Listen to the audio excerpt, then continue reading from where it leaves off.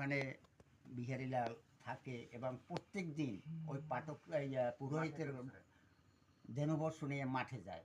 কিন্তু প্রত্যেক দিন মাঠে যায় তো ও মনে মনে চিন্তা করে, ওই যে পাঠক ঠাকুর বলছিল যে কৃষ্ণের নবলক্ষ ধেনু আছে, 24 জন সখা আছে, কই আমি তো দেখতে পাই না।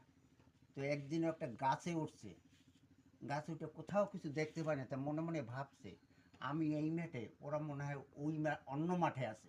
যাক, পরের দিন আবার ও ধেনুবর্ষ নিয়ে মাঠে গেছে।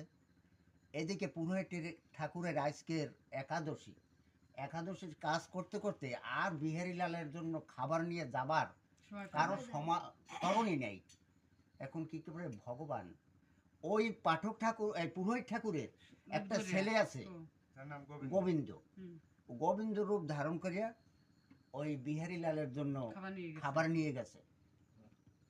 তখন যাবার সময় পথে আসার খাইয়া অনেক কাদা ধুলা, উত্তরি বর্ষণে কাদা লাগছে।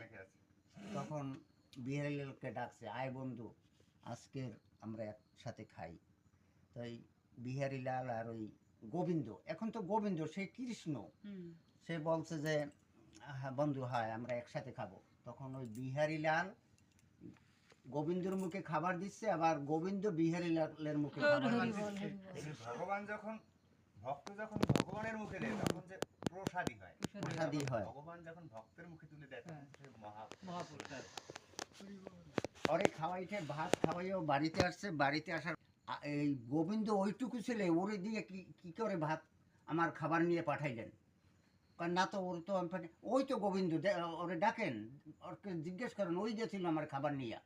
গোবিন্দকে ডাকছে, গোবিন্দ বলছে আমি তো মাঠের পথই চিনি না। পুরোহিত ঠাকুর মনে মনে ভাবছে যে তাইলে হয়তো বাবারই কেউ খাবার নিয়ে গেছে। পুরোহিত ঠাকুর যখন মন্দিরে ঢুকছে, যাইয়ে দেখে গোবিন্দের উত্তরি বসনে, সমস্ত বসনে ধুলা কাদা লাগানো। তখন বিহারীলাল মানে পুরোহিত ঠাকুর গান করছে, এখন তো গান এসে গেছে, আয় আয় ভক্ত কাছে আয়, আর কি যদি দাঁড়িয়ে থাকবি, আয় আয় ভক্ত আমার কাছে আয়। জানো তুই জানো